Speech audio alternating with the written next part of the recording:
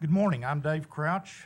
This is the Williamson County Chamber of Commerce Public Affairs Roundtable, and we're glad to have you all with us this morning. We've got our state representatives and state senator from our districts here in Williamson County with us this morning, as well as Brad Dunn, the chairman of the new Unified Chamber, and I'm going to ask him in a few minutes to make a few remarks.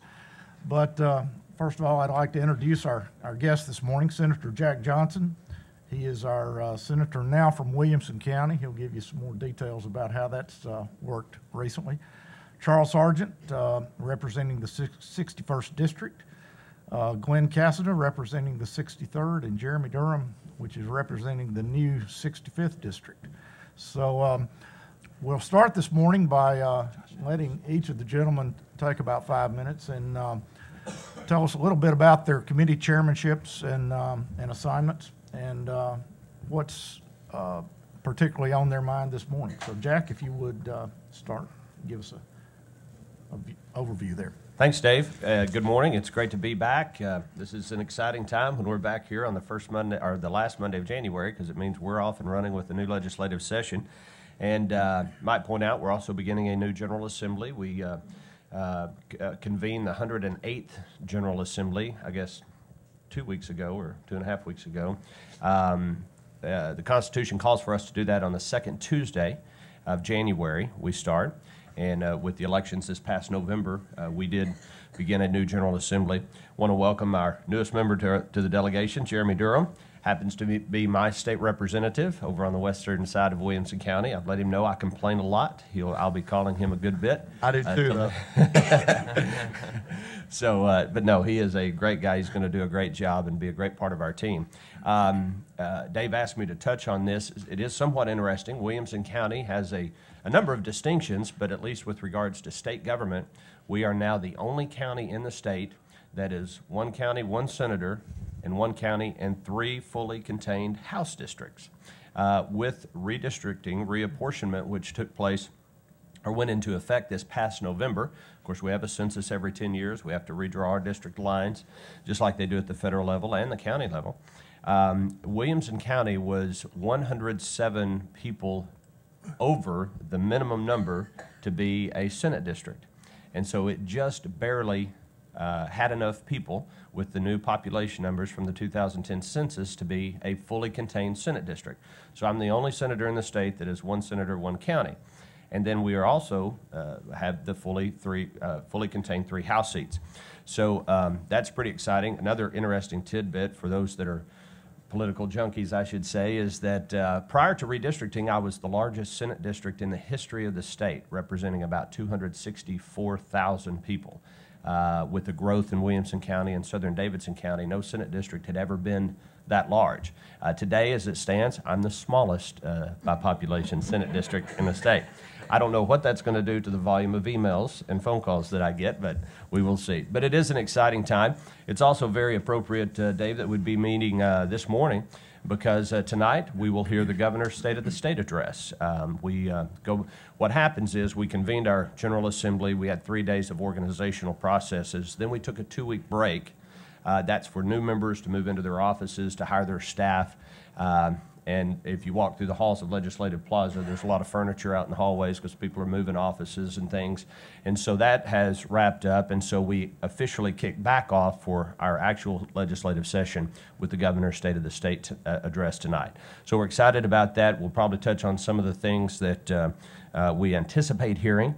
But in closing, I'll say with regards to my opening remarks, and Dave, I don't know if I've gone 5 minutes or not, but I've tried to keep it as close as possible. When Governor Haslam was running for governor 2 years ago, he said that his campaign agenda was very, very simple. It is to make Tennessee the best state in the nation to own and operate a business and put a great teacher in every classroom. And if you look at in totality with what we've focused on for the past 2 years, and certainly what we'll be focusing on for the next 2 years, I think that that's exactly what you'll see. We're trying to make Tennessee a business-friendly state. We already are in many respects, and certainly Williamson County is. But we can make it even better. Front page of the newspaper today talking about workers' compensation reform. I do expect that to be a big issue this year. Last year we tackled unemployment compensation. These are effectively taxes on businesses things that government makes businesses pay. We need to make sure they're done as efficiently as possible. We cut out the red tape, fraud, and abuse, and so forth. So economy, jobs, and making Tennessee a great place to own and operate a business. That's going to be the focus of our legislative session. And in closing, want to congratulate Brad. Brad and I are colleagues at Pinnacle Financial Partners, and he's going to do a great job with the chamber. So glad to have you up here with us, Brad. Glad to be here. That's right. Charles Sargent. Thank you, Jack. Thank you for having us. Always look forward to these Monday morning roundtable. I think we learn as much as we give information out. We always learn to see what the citizens here in Williamson County, are looking at and what they want to do. Jack probably went over, gave a good overview of the whole thing. We're probably about 12 hours early on this meeting because the governor's doing his State of the State at 6 o'clock. So some of us probably do not want to get out in front of the governor and say we're going to do this or do that. But we'll know tonight what the budget looks like and what the major focus of his legislative package will be at 6 o'clock, or at this time, 12 hours from now, we'll know exactly what it looks like. Great to be here. Jack did not say, but he was reappointed to the chairman of the Commerce Committee in the Senate, which is a very important committee. A lot of business bills go through the Commerce Committee. I, at the same time, sit on the House Commerce Committee, so a lot of the bills Jack sees, I'll also see. I was fortunate enough that the Speaker did reappoint me to Chairman of the Finance, Ways and Means.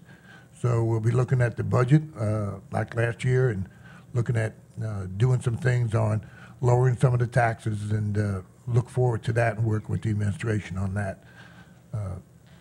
Other than that, I also sit on insurance and pensions as far as my other major committee is concerned. So we just look forward to New Year starting out, and I know we're going to have one question on the wine and liquor stores, and I imagine that's going to be a major bill this year, as long as a couple of the other ones. But I was asked as soon as I walked in the door if we're going to have wine in grocery stores, so I wanted to bring that up before someone else brought it up to us. And we'll answer that when that question comes up. Other than that, thank you, and I always enjoy doing the show on Mondays. Mr. Glen Casada. Good morning, everyone, and thank you again, Dave, for putting this on, and for the Chamber for putting this on. I think this is so important. And let me say this, for the next 3 months, we'll be in session, and so things that are on your mind, things that are of concern or of interest to you, we not only want, but we need you to contact us. And I think you know us personally, you know our cell phones, you know our emails. Use that. The neat thing about state government is it's the last form of government where you have that intimate, personal, one-on-one relationship. At the federal level, it gets quite big. We represent, as Jack went over, about 65,000 people in the House, 180 in the Senate. That's still accessible on raw numbers. When you get to the congressional level or U.S. Senate level, you're talking 800,000 people that our congressman, who does an excellent job, Marsha Blackburn, represents, and our senators represent 6.5 million people. Well, those numbers can be overwhelming on that personal contact. Not so with us. So again, let me stress that we need to hear from you and what you think on legislation as we see it. I've been the honor of being elected caucus chairman by our House Republican caucus, and in essence, what that is, the title is caucus chairman, but it should be come complain to me and I'll listen. Probably can't solve it, but I'll listen. But I do. It's a position of honor, and we will move the caucus, the General Assembly, and the governor moving forward into those things that Jack and Charles articulated well. We're going to continue to cut taxes. We're going to continue to shrink the size of government, and we're going to continue to make Tennessee the most business-friendly state in the union. In 2 years, we've gone to the 5th most business-friendly state in the union. Our goal is to make us #1, because we know that if we can let you have your money, retain what you make. You can create jobs, and you can raise your family, and you can increase the quality of life in our state. Where the converse, of course, would be the opposite. If state government gets bigger, taxes get higher, they take that initiative from you, and things are worse. So we intend to make it the most business-friendly state in the union, and we need your help to do that. Thank you, Dave. Thank you, Glenn. Mr. Jeremy Durham. I also want to thank the Chamber for having us. This is extremely important, having this dialogue. I cannot tell you how much I learned just knocking on all the doors that I knocked on. I quickly realized that no one goes into the legislature with all the information that's necessary to make a good decision. There's people in my district who have spent their entire careers in healthcare, in education, in government, and there really is no one person who can master it all. So it's very important that you communicate with your legislator anytime an issue comes up that you're really up on or you're really passionate about. It's just so important that you pick up the phone or type an email and just let them know what your thoughts are. My biggest goals will be cutting red tape on small businesses and making sure that we control spending as much as possible. I think with the precarious financial situation at the federal level, it's extremely important that we're fiscally responsible on the state level. So those will be my main concerns without getting ahead too much before the state of the state. I was honored to be elected freshman caucus chair. It's also assistant floor leader by my freshman class. I think that'll be great because it'll give Williamson County another seat in leadership, which is always a good thing. So I look forward to that and look forward to hearing from you all. Thank you, sir. Just to kind of draw a line under what they just told you, but I think that Williamson Countyans need to appreciate that we have some of the most influential people in the state government right here in our presence this morning. Jack and Charles both represent chairmanships in the two most powerful committees in their respective bodies. Glen being the caucus chairman. I knew I was going to mess up on trying to remember all this, but that's a very influential position in the House. And now Jeremy is out ahead of his freshman class in receiving one of the first major appointments out of that class. So give them a pat on the back and take advantage of their influence if you need help. So don't be shy about talking to these guys and working with them. This morning, talking about the unification of the Senate district made me think that maybe, Brad, we should spend a moment to fill everybody in on the unification efforts of the chambers here in the county. And there's no better person in the county to do that than Brad Dunn. Brad is the chairman of the new unified Williamson County Chamber of Commerce, and he has done, from some of us who have conceived and birthed county fairs and things like that, seeing the amount of coordination that Brad put into putting these chambers together into one group, it's been fascinating. He's done a masterful job, and Brad, we're glad to have you with us this morning. Tell us a little bit about that process, if you will, and also, and I didn't tell him I was going to ask him this, so, but do that and tell us what your concerns are on your mind this morning with Sure. the state. I will. Thanks, Dave. And I guess on behalf of the Chamber of Commerce, Board of Directors, and the staff, we just welcome each of you here today. Thank you for taking your time out on an early Monday morning.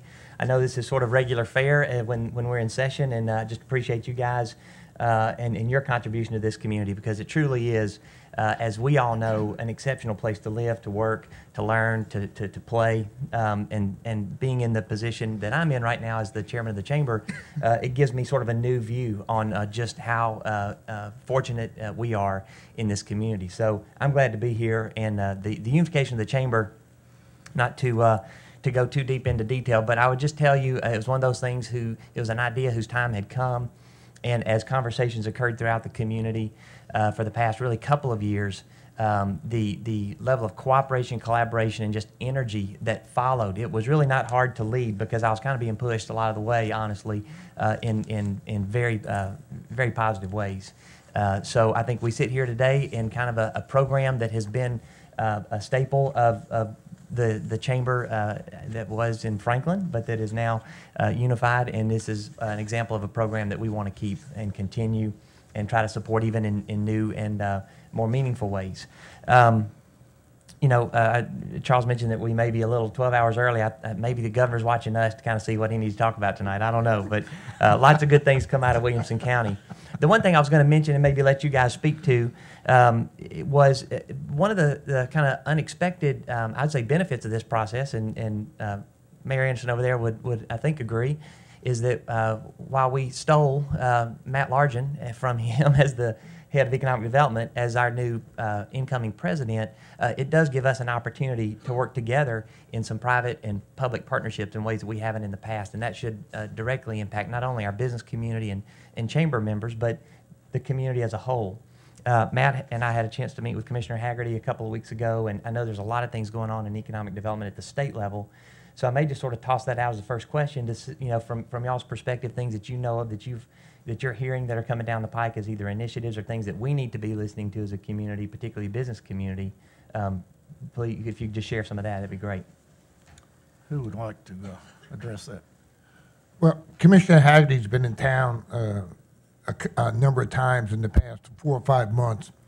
And one of the biggest things, and I think and Governor Haslam would agree with this, the commissioner has turned around. A lot of times we want to recruit new companies, and it's great to have a Nissan move in or a Verizon move in. But sometimes we forget about the existing companies that are already here. And one of the pushes they're doing is a number of companies right here in Williamson County. They started out with 200 or 300 employees, and now they're at 500, 600, 700 employees. And the emphasis is going to be on thanking these people and what can we do to help them grow their business. And that's one of the biggest things when it comes to economic development, because we have a number of companies that are growing their businesses here, and what can we do? Because a lot of times we don't talk about the companies we lose. That company with 50 or 75 employees. We always want to talk about the Nissans of the world, or the big companies that we recruit here to come to Tennessee, and not the existing companies, and what can we do to help them. And that's going to be a big emphasis in this year and the years to come. And I think it's important that you market the state well. It's something that Matt has certainly done a very good job at the county level, and we need to replicate that and continue to do that. We start in such a good spot because we're already a no-income tax state. We're already a right-to-work state. We already had a fairly friendly business climate. We are, I believe, 47th in the nation in terms of per capita tax liability that's generated from the state level. We're close to the bottom, if not at the bottom, in terms of per capita debt. Tennessee is and has been a very, very well-run state. So Commissioner Haggerty, who comes from a business development background and is very, very smart, and was an excellent choice, and we're very fortunate that he agreed to take on this role as Economic Community Development Commissioner to go out and market this state outside, and then to focus on exactly what Charles said, which is to enhance the business climate for small businesses here in the state. One of the things they've done in the department is to decentralize it. They've broken out, I believe, into, is it 9, I think, economic regions across the state, and they have a director. Ours is Reggie Mudd, right? Correct. Reggie, who does a great job, who represents this area. And so that's to get the office kind of out into the field, meeting with chambers of commerce, meeting with small business owners and medium-sized business owners to find out what their challenges are. It's not always about giving money away or writing a check necessarily, but it's about creating that good business climate, and Commissioner's doing a great job with that.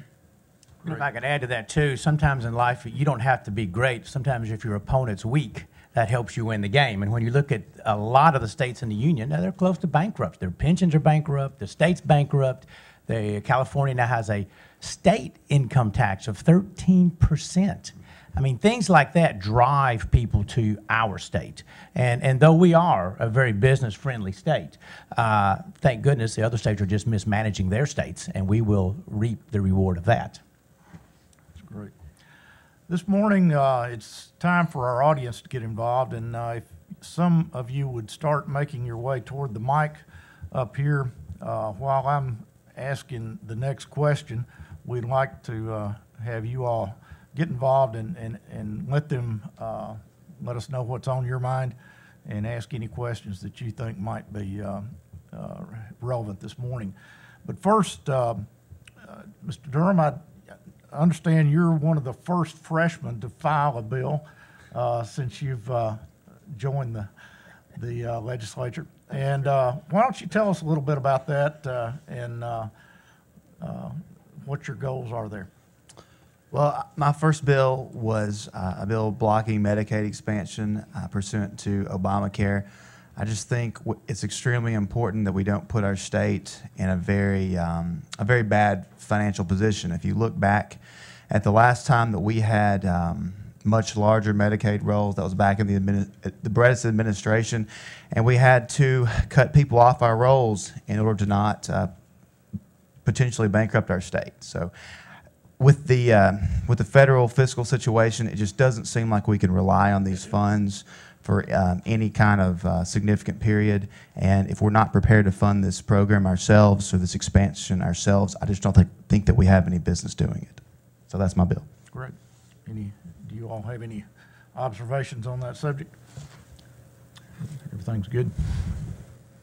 Just thank you, Jeremy. Glad to see you stepping forward and representing us well. It appears that our audience is a little bit shy this morning, but knowing some of the faces, I'm going to ask a question that I know might interest some of you. And I wish I could rewind back to one of our shows last year, because Jack Johnson gave one of the best explanations of the politics involved when it comes to letting grocery stores sell wine. And if one of you all would like to tackle it ahead of Jack, I'd be glad for you to. But Jack, do you mind explaining the politics of that subject and how it's likely to go this year? Sure. And thank you for the kind words, Dave. I don't remember what I said. I wish I wish I did. And I think these gentlemen will concur. It's the number one issue that I've been asked about in 6 years in the General Assembly. It is absolutely the number one thing, whether it's walking down the street or at church or wherever. I get asked, when are we going to get wine at grocery stores? And part of the difficulty with the issue, and it does have overwhelming support in Williamson County, and I certainly support it, but you have to remember that there are only, I believe, 30 some odd counties in the state that have packaged liquor stores. And these are the only counties that this bill would apply to. In other words, you have to have wine and liquor sales in your county before your grocery stores will be able to sell wine. So if you think about it, it's not necessarily on a per capita basis or a population basis, a third of the state, but probably close to half the members in the General Assembly represent, either in total or partially, counties that don't have liquor sales. So they don't care, or they're philosophically opposed to expanding or allowing wine to be sold in liquor stores. So it has huge support in counties like Williamson County, Rutherford County, and Davidson County, that are suburban type counties that already have packaged liquor stores.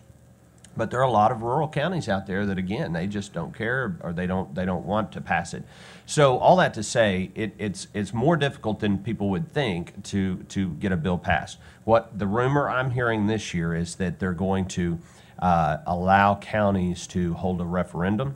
In other words, pass it down to a local level decision making, either county or municipal type level, where you can have a referendum and decide it county by county. Now, some people say, well, you shouldn't do that. We should have a consistent law across the state. And I understand, but I say to my friends who are very supportive of the issue, if we don't do that, it is not likely to pass. Not guaranteed it'll pass even by handing it down to local governments. One issue that I always want to make sure we throw in is the expense of holding that election. I'm not sure how we handle that. We don't like doing unfunded mandates where we pass something down to local governments and say you have to pay to hold this referendum. Hopefully it could coincide with maybe another election where there wouldn't be a fiscal impact on local governments. So a bit of a different twist there, Dave, from when we were here last year. Right. Dave, I do want the record to note that anytime there's a tough question, We have elected Jack to answer it. It was by 75% here, and so just put that away when you have the tough questions. Now, In that case, you get the next question. Glen. So- now, 6 years ago, the rule was the new guy had to answer all the hard questions, and now it's changed. That's gonna Well, 75%, you can change the rules, see. Let me say one thing on the, I think you have a new local government committee this year made up of a different group of people that, state and local was one committee, and they could never get out of that committee. They broke that committee down to two committees, local government and state government. You have a number of new people on the local, which we'll go through most likely. So I think it has probably maybe more legs this time than it has in past years. But until it comes to one of our committees, none of us sit on state and local. So we do not see that until it either comes to finance or comes to the House floor. So, we can encourage people to do it, but that's it. And one thing Jack said, on any liquor bill or beer bill up there, we have 25 to 27 state representatives will adamantly not vote for any liquor bill, no matter what the feeling is. So actually, when you look at that, now you're down to 72 votes on the full floor. You have to have 50 of those 72, because 27 are not going to vote for it. I mean, even if it's a local issue, they will not vote for it because they just don't believe in, the alcohol process, especially when you're in your rural district. So, it's a challenge. It's a challenge. If I could, then Glen, thank you for go coming ahead. up here. I want to expound on what Charles is saying, is because there's a perception that somehow the liquor lobby is keeping this from passing. But let me, because Charles is right. There are now there's about 30 legislators in the House that look at this as, and it's their right to look at it this way. I disagree with them, but they look at it as an expansion of alcohol, something that is a concern to public safety. And again, as Charles just said, there are now 30 automatically no votes on any alcohol bill. Well, when 50 kills a bill and you're 2/3 of the way there, it's going to be a fight to get something like this passed.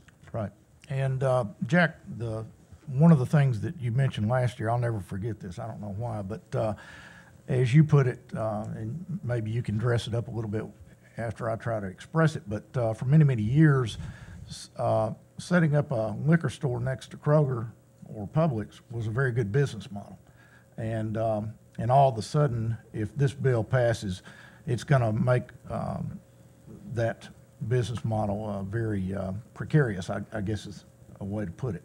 But yeah, that's exactly right, and that's why it is a concern. And I say this to my friends who stop me and say, "We really want my wine and be able to buy my wine in a grocery store."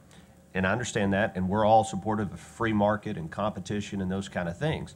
But for many, many years, and Brad will, I think, attest to this, we're both in banking. If somebody comes to us and says, "Hey, I've got an option to lease some store frontage right next door to a new Publix that's going to open up in, wherever, and I want to put a liquor store in there."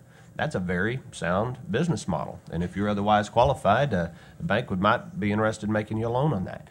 We're going to change the rules on those people now, though. We're going to change the rules in the middle of the game.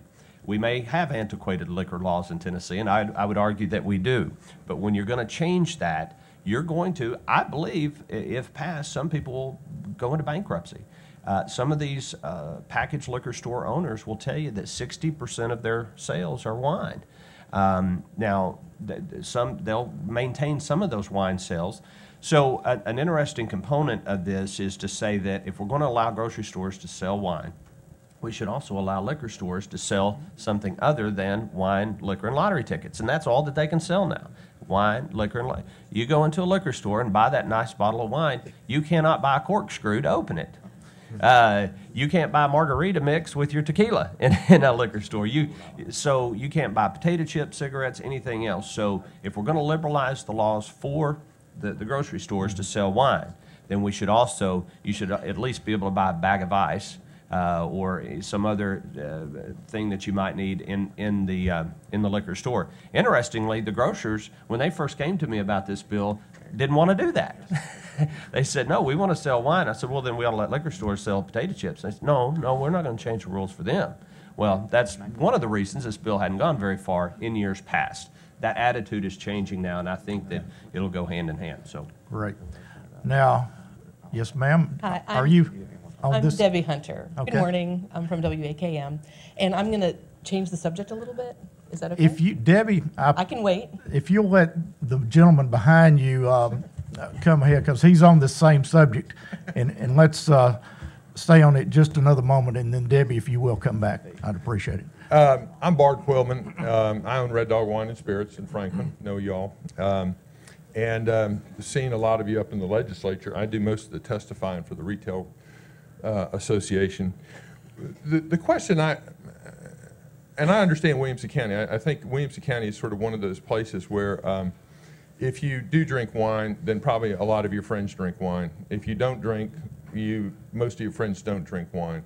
And so you're in a situation where the income's a lot higher here, and so is the education. And those two are relevant factors in drinking wine. The one thing I would point out to you all is that there are pitfalls to this process. The first pitfall I would caution you against is the fact that the economic study that's been presented by the grocers was one they commissioned. And they made a significant error in that report. In order to accomplish the financial numbers that they have given you all, they're going to have to sell 20 million additional bottles of wine in the state of Tennessee. As you said, Senator, there's not going to be a new liquor store open anywhere where there isn't a current liquor store. In almost every instance, there is a liquor store next to a grocery store. I don't really know of that many that they're not. If they're not, there probably will be. So my question to you all, and the question that doesn't get answered, is who's going to buy this wine? Who's going to create this economic impact that the grocers say? What I like to say too is each person has a compass in themselves as to how much they drink, whether that's none, a lot, a medium amount. And simply because you can buy liquor at over 6,000, and please make sure you understand this, you would go from 560 locations selling alcohol to over 6,000 locations in the wet areas because of the definition that has been used as grocery stores. That includes the Target that's in Davidson County right next to Brentwood. So the revenues, if somebody bought over there, would end up in Davidson County, not in Williamson County. There are a lot of issues that go on in this, and how does the state manage 6,000 locations versus the 600 locations there are today? You're going to have to authorize the hiring of a significant amount of people for the Alcoholic Beverage Commission without the assurance that there's going to be any additional revenue.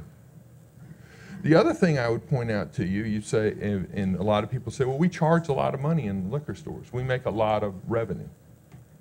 Well, I mean, straight up, our markup on liquor is 27.5% pretty much, 40% on wine. It's not some astronomical number. Always need to remember that Tennessee is the highest state for alcohol taxes in the United States. We're very high, almost 60% of what you pay for a bottle of wine or spirits is taxes. So let me say this and think about this. If I'm right and people don't drink more wine, you let 6,000 stores sell wine, and where my store today, there are 3 liquor stores under this bill that was last year. Haven't seen the new bill, I understand that. There'd be 23 locations because the city of Franklin has zoned all of our businesses that sell this into one area. We're not going into areas that don't already have that business, okay? And what I would tell you is let's say that the grocers who operate on a smaller margin sell bottles of wine for $1 less than what I sell it for, whatever bottle of wine that is. But we don't increase the sales. You realize the state of Tennessee just lost $7 in revenue? 7 cents in revenue, apologize.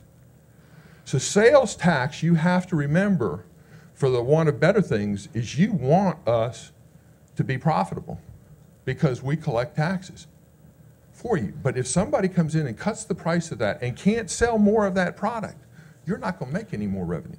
So you all as bankers, I was one, need to keep that in mind. Thank you.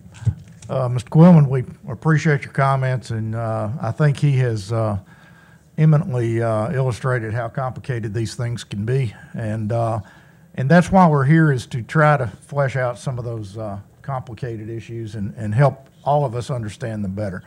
But we do need to move on to, there are many other subjects on the agenda. Debbie, why don't you come forward and let us know what you're interested in this morning. Well, I just had some questions about the High Performing Schools Flexibility Act that's being proposed by Dr. Looney and the Williamson County Board of Education. And I know, they were hired, the school board was elected, assuming they know and have the best interests of everything at heart. But I was wondering, since they can't generate income, they don't have any tax authority, how do you feel about legislating that they can reappropriate their own funds without consulting the county commission, who actually funds their budget and does have taxing authority? Well, I have not read the entire bill yet, but I think Dr. Looney will even agree. I have not seen him here today. Section 5.1 and Section 5.2, which you're trying to address, is going to be taken out of that bill. So I think that will solve some of the problem. As far as that, we need to leave the control of the finances in the county and the county commissioners level, and taking those two sections out will solve that problem. So with those sections out, I believe the county commission, Jack Walton, county mayor, will be fine with the bill, and will, elaborate off that bill from that, removing those two sections. I think that's the easiest way to answer that. Thank you very much. And I'll add to that, we're certainly, I think all four of us, very supportive conceptually of what the school board is trying to do, and quite frankly, I think it's needed.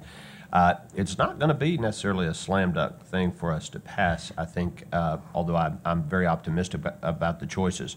But anytime, if there is any degree of disagreement between the local governing authorities, it makes our job even more difficult.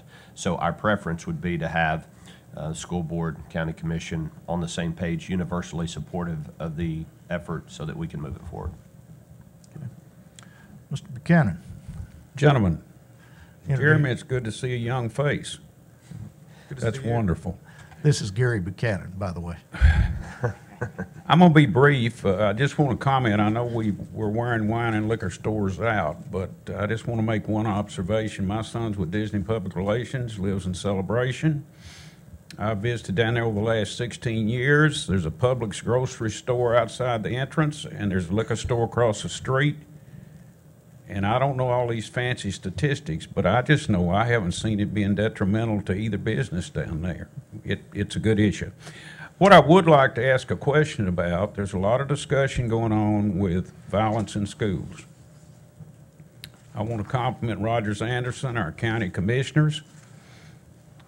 I don't want to say they bit the bullet, but they have agreed to move forward with putting SROs in every school in Williamson County. Recent articles indicate that an SRO is not only there for protection of the children, but they do a lot of other things as counselors and working with the children. 2 or 3 days ago, there was an interesting editorial article in the Tennessean written by Laura Wood, who is a professor at Trevecca University and teaches criminal justice and criminology. Her article was directed at not arming teachers. Teachers, in her article, are there, Jack, like you said, to educate the children. With that said, I would like for y'all just to summarize what you think is going to go on with the state of Tennessee versus the violence in schools. My personal opinion is it's as much a mental problem as it is guns, because, and I know everybody gets tired of hearing this, but I don't care how much you register outlaw guns, the bad guys are going to get them. I'd appreciate your comments. Thank you, Gary. I'll let Jeremy or Glen. I want to comment. Glenn, let's let you with Jeremy. All right. Go ahead. I agree. It's just, I think pretty much, I think the majority of the legislature agrees with you that SRs will be a good thing. It's just counterbalancing, making it work with local budgets and the state budget and getting SROs where they can protect our children. I think those are the two issues that we're trying to balance and figure out what best makes sense there. Yeah, I'm a fan of SROs in schools. I think that's the answer. But if you put Newtown in perspective, you know, the most deadly school massacre happened in 1927. 45 people were killed, 38 young people, 7 adults. So that is a great tragedy that happened in Newtown, and there's been others since then, but it is not unique and alone. With that said, what we used to do was those that were deemed out of touch with society and a danger to their community, they were put away and protected so they protect them and protect us. And because of some recent court rulings, that is deemed unconstitutional. Well, to me, there's the problem. If an individual like this young man that his mother wanted to commit but couldn't because it violated his constitutional rights, so what happened? He's dead, and so's 22 other people. I think we need to look at that is the solution to the problem. You know, I think they both of them have answered the question very well. I do thank the school board and the Williamson County Commission for stepping up to the plate, and I know this is going to be an expensive proposition. You know, probably ongoing money, we're looking at probably $1.5 to $2 million, and, you know, upfront money, you have, you know, to buy cars and uniforms and guns. So it's a very expensive proposition.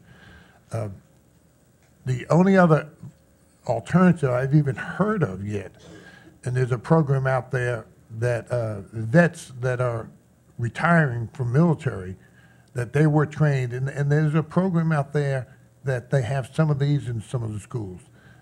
And, you know, that could be a solution to some of this. But I think we're taking the right step. I don't think we need to arm every teacher in the classroom, because the first thing our police officers are trained to do is the guy with the gun is the bad guy. And how do they know when they walk into a classroom that he's a teacher because they don't have a sign, or he's the shooter? And they both have a gun out there. And I don't want a tragedy start, but all our police officers are trained that the person with the gun is the bad guy. So we're putting people in a very difficult position. And I think the way Williamson County is going, the biggest thing we're going to do at the state, the governor and I and some people have talked about, are we going to do put some money in there for a safety program, and exactly what do we need? We look, you've all been in the Williamson County schools, we all have the set of double doors. We have school systems that, right here in Tennessee, that do not have that. I mean, you know, you can walk right into the school. There's not a chamber where you go into one set of doors and go in through the other set of doors, and you have to be beeped in. So every school district in Tennessee is going to be a little different. So I'm hoping that we'll turn around and put a sum of money into seeing what we need in our schools, besides the school resource officers, but, you know, what other things we can do to, you know, help secure our schools, because we do not want to make a prison out of our schools. So we have to be very difficult, and I think the county and the school board has done an excellent job on trying to review this. So I give them a lot of credit, and the county mayor Rogers for doing this. The last thing we need to do at the state government in response to a terrible tragedy like this is start telling local school boards and counties what they have to do. If you just look across the diverse nature of our state, we have very rural areas, we have urban areas, we have suburban areas. There is not a one-size-fits-all answer to this problem. What I do see potentially happening is for us to liberalize, if you will, some various options for local governments to choose if they decide to do so. I agree with everything that's been said by my three colleagues. I just wanted to add that what we see in Washington all the time is something happens and they immediately think we need to pass a bunch of new laws. And I don't want us to get into that mode at the state level. We're not there now. I have full faith and confidence in our school board members, our county commissioners, who are elected at the local level. They're closest to their communities. They understand their schools. They understand their security needs. Let's empower them in conjunction with their local law enforcement to make the right decisions for their communities. Jack, you just used the L word. You should apologize. Mayor Anderson, would you like to add any local flavor to that subject? Okay, we may come back to that here in a moment. Good morning, gentlemen. I'm Jim? Jim Kennedy. How are you doing today? Good. I'd like to talk about another article that was in the Tennessean on Friday. And Jack, you mentioned today about the articles that you saw in the Tennessean today. But on Friday, we had an article about the per diem. And you're all familiar with the per diem, $173 per day that the Tennessean here writes about, okay? The biggest thing in this is they say, a lot of the legislatures say it's only going to be $600,000 or $700,000. That's all it's going to cost. Well, $600,000 or $700,000. Let's say in my business we pay $30,000 at least in sales tax every month. Okay, we have to collect that sales tax. That's a lot of money. $600,000 or $700,000 is equal to perhaps 15 new teachers. So if you think about that. The other thing is, for instance, when you collect your monies at the state, one year, about 10 years ago, we were short $10 at the state when we sent in our state return. And within a few days, we had a letter saying that if we didn't get that $10, that they were going to put a lien on everything that we had. So the state, when they're collecting their monies, they know about the monies they want to collect and when they want to collect it. And so I'm asking you, Charles Sargent, because you're the elder statesman here today, and you're the finance director in the chamber up there, and I'm asking you, as a recipient of these funds, and I believe in over $200,000 over that period, would you join with Speaker and also the several other politicians here that have decided to forego and send the money back? We even have Doug Henry, I believe, who's a Democrat, who's never taken the money and he sends it back every time. So could you be a good leader and lead ahead and go and say, you know what, we're going to move this bill forward and quickly, because that bill doesn't need to hang around. And especially as we have the three chambers, when we have also we have the governor, we need to move forward on these things and let the electorate see that we're going to do the right thing. Yes, there is a Senate bill out there. I'm not sure exactly who's carrying the House bill. When that bill, I'm going to vote for that bill, the bill that Hale has out there. You're being reimbursed for your meals. I'd like to carry it a step further and overhaul the whole per diem issue. I know everyone wants to hit Charles Sargent this last year in the election. Strictly, the only thing they want to talk about was per diem. And I have no problem with that. If they want to do it on expenses, this is the way the system was. That new bill that Senator Hale has, I'm in favor of it. But we need to address the whole issue that no one wants to tackle. Is we talk about per diem on Thursday, we talk about staying in a hotel. People that live 100 miles away, 400 miles away, they get per diem on Thursday. They never stay in a hotel on Thursday night. They're gone. We need to set up a system that you get reimbursed for your expenses. Also, you have some people that may stay in their office, stay with their daughter or stay with their family. So we're spending that money. I have no problem whatsoever. I can do away with per diem. That's not the question. But it's a question of getting the system correct for everybody in the state, for all 132 representatives. That's what we need to address, and no one wants to focus on the total thing. They want to focus, in this last time, was strictly on Charles Sargent. You know, if we're going to address the problem of per diem, or the concerns of per diem, and the bill that the senator has, I'm voting for the bill, if that's what you want. But we need to address the entire... Everybody else here vote for the bill? We need to address the entire problem. I think we're all voting for the bill, but one thing that I know Charles and I agree on is we'd like to see a more comprehensive statewide bill and not just Middle Tennessee. You have some people who sleep in their offices and take $173 a day. I don't see why it's just Middle Tennessee. I think that we should have the whole state be more accountable, not just maybe 20 or so people. Well, like you just said, expenses. Wouldn't it be just simple to do expenses? Well, I'll chime in on that, and because I had a fascinating conversation with the lieutenant governor, because when this issue, and it comes up periodically, and I said, Speaker, why don't we just have a system to where we just turn in our receipts and we just hand in our expenses? And he said, Jack, for me to do that, I'd have to hire, additional people. He said, and then you have someone that's going to eat at Morton's, turning in that receipt, or then the person that's going to McDonald's. And I understand you could cap it, you could put a limit on it, but he said he didn't want the bureaucracy up there of having to deal with it. And Jeremy hit the nail on the head. I stay in a hotel in Nashville, not every night, but usually at least one night a week. And then there are others that drive in from Memphis and don't stay in a hotel and get their reimbursement. So absolutely, by the way, I'm the second co-sponsor behind Senator Hale on his bill. Was going to file it, actually, because Glen had brought it to me to file, and Senator Hale, who was Speaker on board too? Huh? Oh, yes, absolutely. Yeah. Okay. Yeah. So I think that the bill is going to absolutely pass. But to these gentlemen's point, it doesn't solve the problem.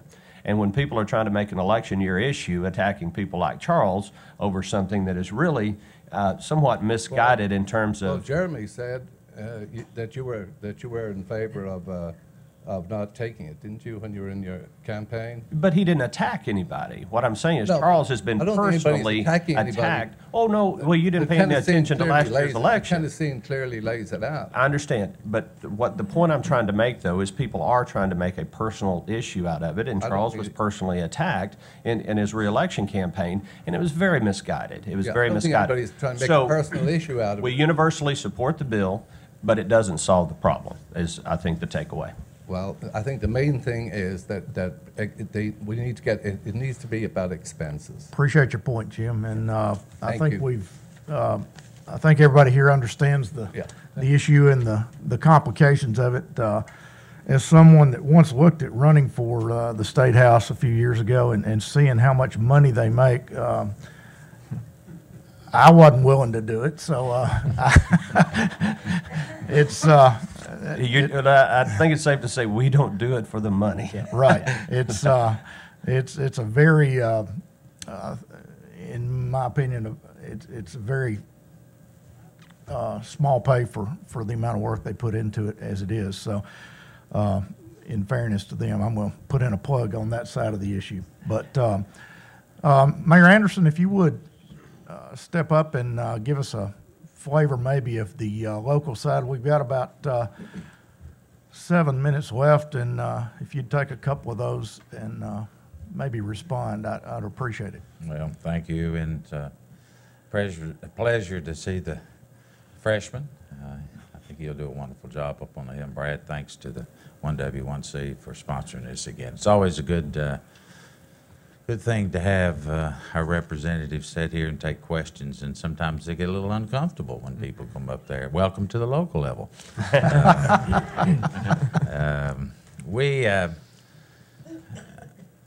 Your question about SRO, school resource officers here in this county, I want to say, first of all, it's 25 years ago, and many of us were getting into politics, and 30 years ago, we never thought we'd see the day that we didn't have to consider putting SROs in all of our schools, much less in our elementary schools. And so the events that happened in our New England areas, I think just turned all of our stomachs against some of the things that we'd really taken as a core value of, what has happened with society.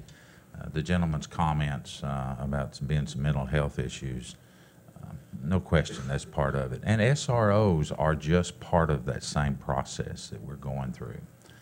We are very fortunate in Williamson County. I was looking at the Chamber's new magazine that we're putting out, looking at the income levels and some of the number 1s and 2s that we have in our county.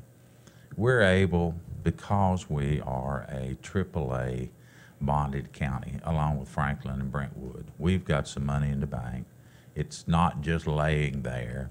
It is for functions such as this that we may need to dip into, and I would like to correct you, Dave. It's about $2.5 million. That's a lot of money.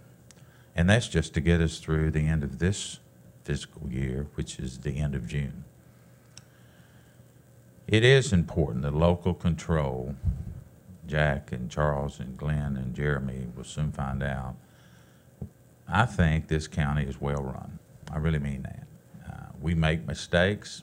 We do things sometimes. We have to, as Clint Callicott used to say, we burnt the biscuits and we got to go back and take the tops off and make toast out of them or start all over. But when it came to the SROs, make no mistake about it, 23 of 24 county commissioners said, put them in the schools. And they didn't just put them in Williamson County Public School System. They reached out and stuck them into the Franklin Special School District, which legally we didn't have to do. But the Franklin District pays county general taxes. They also pay city taxes. But it was a matter of semantics on let's protect our children. If you conceptually believe that children need to be protected through the avenue of an SRO, you vote yes. And then the next question is, guess what? How do we fund it?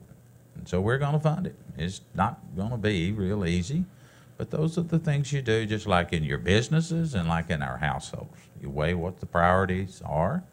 If you're planning on building a new house, and the house you're living in, the roof pops off because of bad weather, guess where your resources go? And that's kind of the way we have to do here. So any help that you gentlemen can give us up on the Hill, we have sent letters to our congressional group in Washington already. We have received 2 phone calls back from them. They are looking at that. I know that you gentlemen will be receiving those same things.